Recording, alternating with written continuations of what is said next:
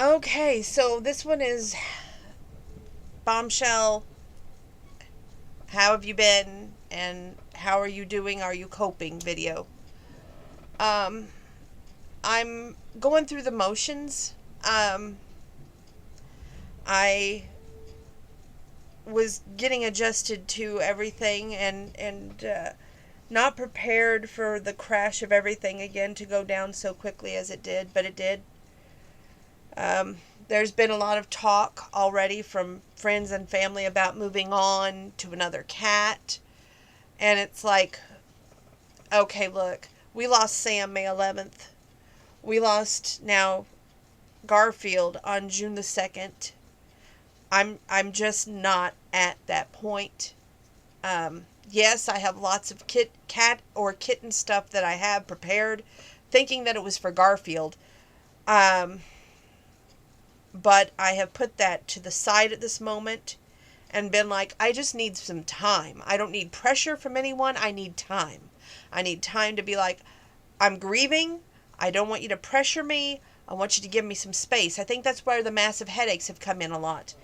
Stress and worry and wanting to get everything perfect and wanting everything to be just right. You all know that I am a perfectionist when it comes to this time of year. I want Grandpa to have an outstanding birthday that he can have with all the friends and family that we have, to have thoughts and well wishes come in from everywhere.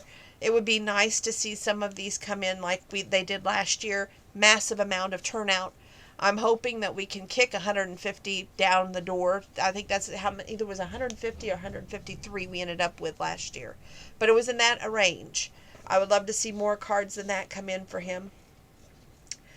And it's just tough right now. But I keep thinking to myself how they kept telling us he was so young and so small and that he would not be ready to be really homed until July 27th, which that was his neutering date. But however, I couldn't just kick him out because he had his first worming medication when on his first visit. And the second worming medication was going to be on the vet. So I don't know. There's a lot of things now that I look back and I say, maybe I shouldn't have done that leukemia test. Maybe we should have waited until he was ready for boosters before we did that. But it's done. As Grandpa said, you can't go back and try to second guess things now. You just have to go forward. And even my mom said that today. So I'm just trying not to blame myself and try to be like, okay, look at what you did for him. Look at all you gave him in that short span of time. You gave him a loving home. You gave him a nurturing home. You gave him a home that gave him medication by syringe and food and water. And you gave him a home that had a loving grandfather and a dog that was getting to know him, family that surrounded him with love and hope, cheer and happiness, just even if it was for a short while. It was just a loving situation. And things happen in life. Sometimes we don't have a reason, and the only one that does is God above. And you just got to be like, okay, I did my best. I tried to make sure that everything went well. There's sometimes you just can't plan everything. And that's that situation that's in. And right now I'm just trying to I have all these books that I need to go through with you.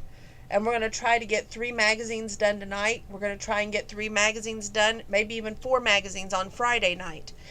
Saturday I'm off, so it's a book drop-off night for, book drop-off day, I should say, for Work Mom Deb on Saturday. But something neat that I did get to do today, I was trying to get my mind off of everything because this was the first morning after that I wasn't woken up with a little mew. And let me just say, that bothered me more than words could say. But I made the best of it and I forged ahead, and that's what you have to do. You have to be strong, you have to be resilient, and you have to be tough sometimes. And that's what I felt like I was today. I made a care package for a dear friend today, and I'm going to try and get that in the mail. Probably won't be this weekend because the post office seems to close early. But I will try to get it in the mail to surprise one of my friends next week. And I think that will be really nice to do that, to bring some joy and happiness that's unexpected. is just a great feeling that you can do something nice for someone else and don't expect anything else in return rather than thank you. And I really hope that that's what you all are doing with Grandpa's card shower. Bring some happiness, joy, and cheer, because that's what we need right now. Okay, and this is going to be the end of Dear Bombshell. I know that we're nearing the end of the pandemic, but that does not mean, you know, don't take precautions to still be healthy. Try, and if you don't wash your hands so often, keep that hand sanitizer still on you. Keep that mask in your back pocket, because sometimes you get in crowds with people and there's no 101% chance of it not transmitting still. So, I want you to be safe instead of sorry. Take that extra precaution. If anything I learned from Garfield, it's better to be very cautious and very guarded sometimes, because even though you want the best for someone, sometimes that's not yourself, and that hurts more than words can say, because God took that choice out of my hands, and He's with Him now up there with Sam and Grandma and all everybody else.